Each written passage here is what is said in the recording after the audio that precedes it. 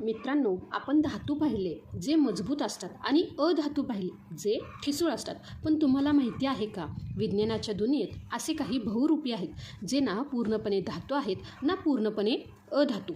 मोबाईलमधील चिपपासून ते सोलार पॅनलपर्यंत क्रांती घडवणारे हे धातू सदृश म्हणजेच मेटोलाइट्स नेमके काय आहेत, चला सविस्तर जाणून घेऊया. तर विद्यार्थी मित्रांनो, जे काही धातू सदृश्य म्हणजेच काय की जी मूलद्रव्ये धातू आणि अधातू या दोन्ही गटांचे गुणधर्म दर्शवतात त्यांना धातू सदृश म्हणतात. लक्षात आलं का विद्यार्थी मित्रांनो? मी काय सांगितलं बघा, जे काही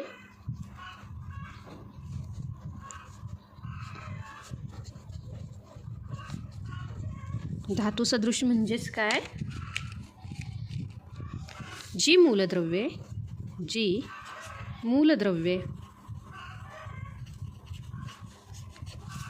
धातू आणि अधातू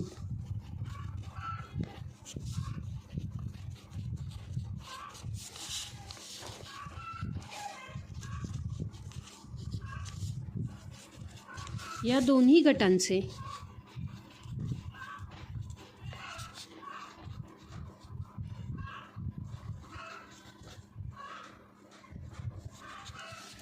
गुणधर्म दर्शवतात त्यांना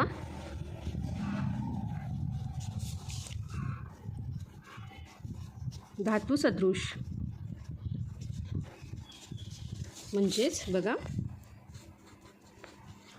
मेटलॉइड्स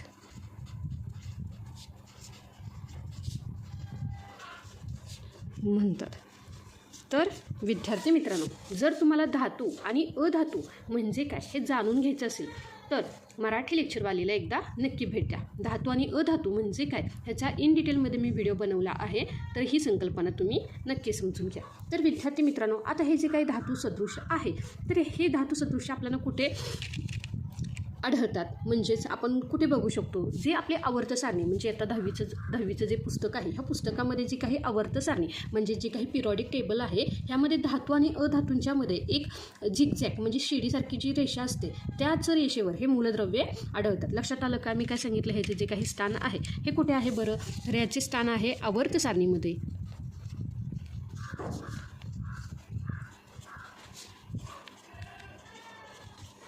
म्हणजेच जे काही पिरियॉडिक टेबल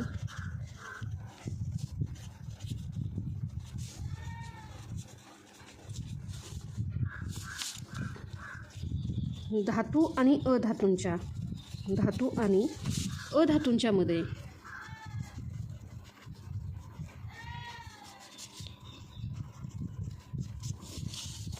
एक झिगझॅग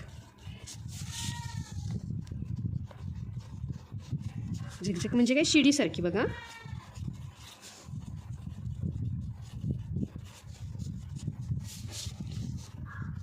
रेषा असते. त्या रेषेवरच काय असतात रे, हे धातू सदृश मूलद्रव्ये असतात. तर विद्यार्थी मित्रांनो, प्रामुख्याने 7 मूलद्रव्ये मी काय सांगितलं बघा, प्रामुख्याने 7 मूलद्रव्ये या गटात मोडतात.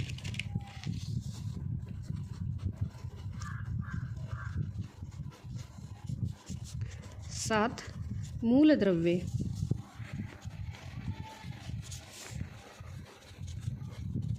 या गटात मोडतात.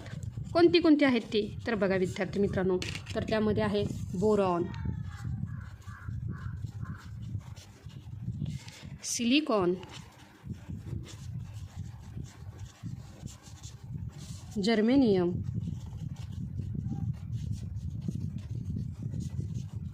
आर्सेनिक,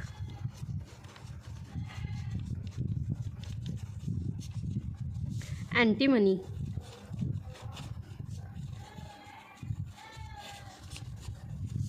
टेल्युरियम,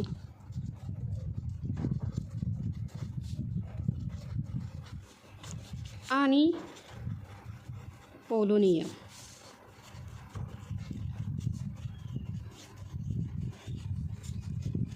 काय सांगितलं विद्यार्थी मित्रांनो, जी काही धातू सदृश्य मूलद्रव्य आहेत ती किती आहेत रे, तर ती आहेत 7. आता बघा ह्यांचे जे काही मुख्य गुणधर्म आहेत, म्हणजे जे काही फिजिकल किंवा जे काही केमिकल प्रॉपर्टीज, म्हणजे आपण काय म्हणतो जे काही रासायनिक गुणधर्म असतील किंवा जे काही भौतिक गुणधर्म आहेत, तर हे नक्की काय आहेत. तर विद्यार्थी मित्रांनो बघा, ह्याचे जे काही मुख्य गुणधर्म हे काय आहेत बघा. पहिला आहे भौतिक अवस्था. काय आहे त्याची भौतिक अवस्था. तर विद्यार्थी मित्रांनो हे सर्व सामान्य तापमानाला स्थायू रूपात असतात. लक्षात आलं का, म्हणजे जे काही धातू सदृश्य मूलद्रव्य आहेत हे सर्व सामान्य तापमानाला स्थायू रूपात असतात. हे सर्व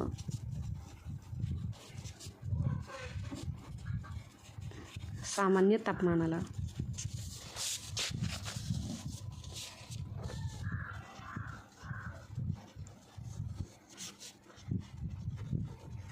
स्थायू रूपात असतात. त्यानंतर हे धातूसारखे चकाकणारे दिसू शकतात. उदाहरणार्थ सिलिकॉन. लक्षात आलं का, जी काही दुसरी गुणधर्म आहे काय आहे बघा, हे धातूसारखे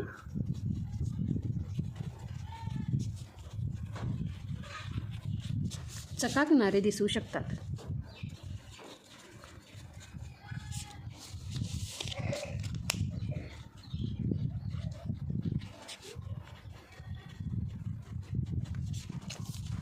उदाहरणार्थ बघा सिलिकॉन. उदाहरणार्थ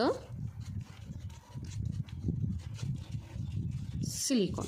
त्यानंतर जे काही तिसरे आहे, म्हणजे दिसताना ते धातूसारखे दिसत असले तरी ठोकले असते का होतो, त्यांचा अधातूंसारखा चुरा होतो, म्हणजेच हे ठिसूळ असतात. लक्षात आलं का, म्हणजे दिसताना ते धातूसारखे दिसतात, पण आपण काय केलं, ठोकलं की त्यांचा अधातूसारखा चुरा होतो, म्हणजे दोन्ही गुणधर्म इथे दाखवतात. जे काही तिसरं आहे ते काय सांगितलं बघा, दिसताना धातूसारखे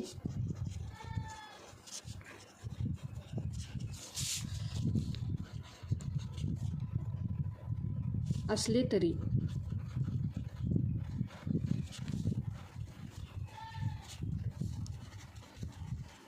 ठोकले असता अधातूंसारखा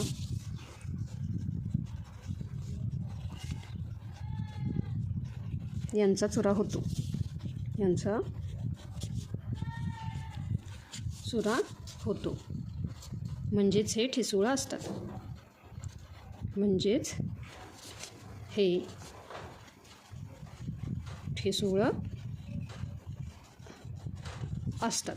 त्यानंतर हा सर्वात महत्त्वाचा मुद्दा आहे. हे धातूसारखे उत्तम सुवाहक नसतात, पण अधातूसारखे पूर्णपणे रोधकही नसतात. म्हणूनच यांना अर्धवाहक म्हणजे सेमी कंडक्टर म्हणतात. लक्षात आलं का, एकदम इम्पॉर्टंट पॉईंट काय आहे बघा, जो काही चौथा पॉईंट आहे काय आहे, हे धातूसारखे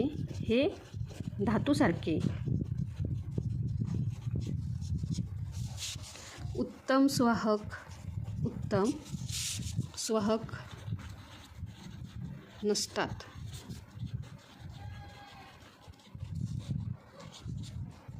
पण अधातूसारखे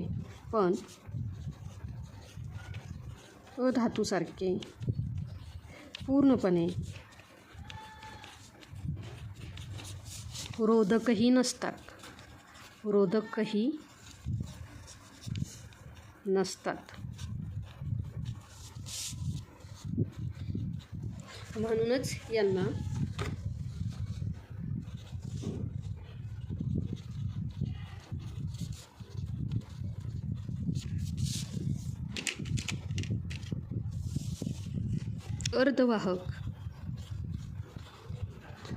अर्धवाहक म्हणजेच काय, सेमी कंडक्टर म्हणतात. काय सांगितलं मी, अर्धवाहक म्हणजेच काय, सेमी कंडक्टर.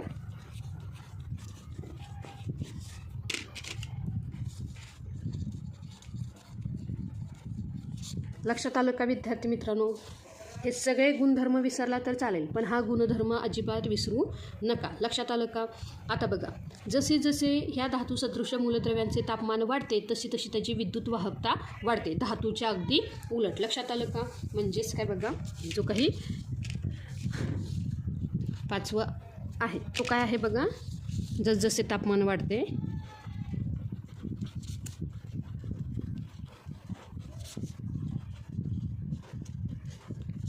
तसतशी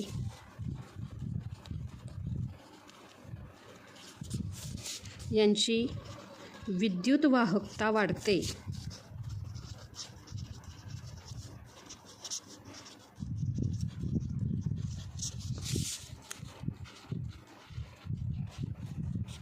लक्षात आलं का विद्यार्थी मित्रांनो? आता बघा, हे जे काही मूलद्रव्ये आहेत ह्यांची आपण उदाहरणे आणि काही उपयोग पाहूयात. तर पहिला आहे बघा सिलिकॉन. काय सांगितलं बघा विद्यार्थी मित्रांनो, जो काही पहिला आहे तो काय आहे बघा, सिलिकॉन.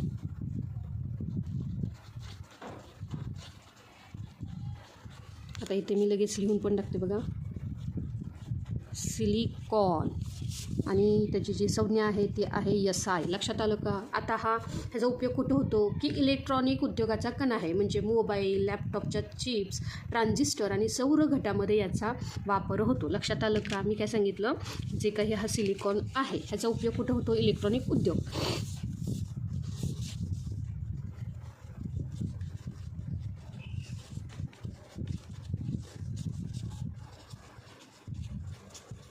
म्हणजेच कुठं विद्यार्थी मित्रांनो, मोबाईल,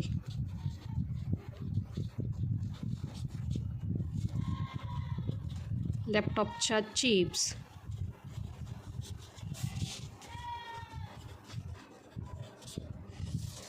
त्यानंतर ट्रान्झिस्टर,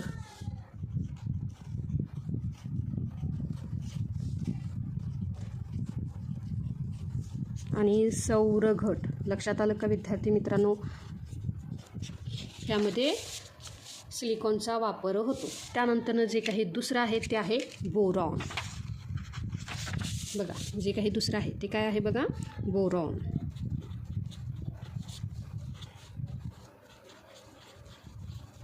त्याची संज्ञा आहे B.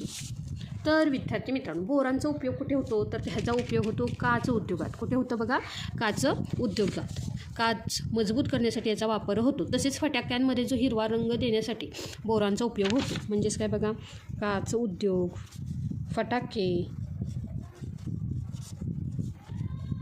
यामध्ये बोरांचा उपयोग होतो. लक्षात आलं का? त्यानंतर जे काही तिसरं आहे ते काय आहे बघा, जर्मेनियम.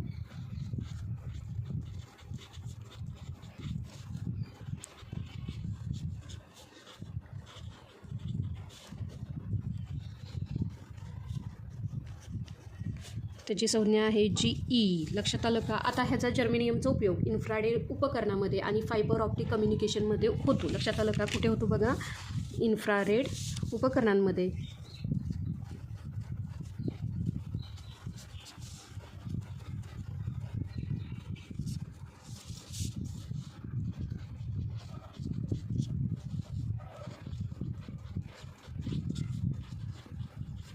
आणि फायबर ऑप्टिक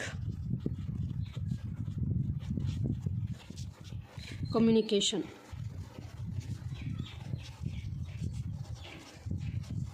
यामध्ये काय होतो रे, जर्मेनियमचा उपयोग होतो. लक्षात आलं का विद्यार्थी मित्रांनो? त्यानंतर जे काही चौथं धातू सदृश्य जे काही मूलद्रव्य आहे ते काय आहे बघा, आर्सेनिक. काय आहे बघा, आर्सेनिक. तर विद्यार्थी मित्रांनो, हे विषारी असते, परंतु काही विशिष्ट औषधांमध्ये आणि लेझर तंत्रज्ञानामध्ये काय होतो रे, ह्याचा वापर होतो. काय सांगितलं बघा, आर्सेनिक. आणि ह्याची संज्ञा आहे AS. कुठे सांगितलं मी ह्याचा वापर, औषधे आणि लेझर तंत्रज्ञान. लेझर तंत्रज्ञान. तर विद्यार्थी मित्रांनो, आता जे काही पुढील आहे ते आहे अँटीमनी. जे काही पाचवं मूलद्रव्य आहे ते काय आहे बघा, अँटीमनी.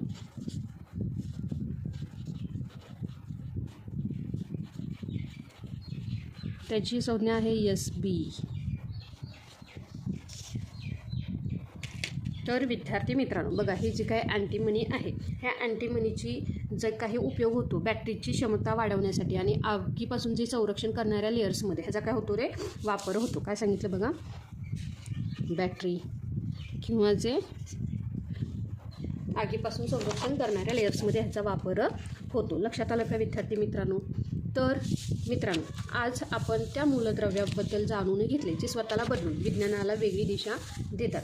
हा व्हिडिओ तुम्हाला कसा वाटला? तुमच्या आवडत्या धातू सदृश्य मूलद्रव्याचे नाव कमेंटमध्ये नक्की सांगा. व्हिडिओ आवडला असेल तर लाईक करा आणि तुमच्या मित्रांमध्ये शेअर करायला विसरू नका. भेटूया पुढच्या व्हिडिओमध्ये. तोपर्यंत धन्यवाद.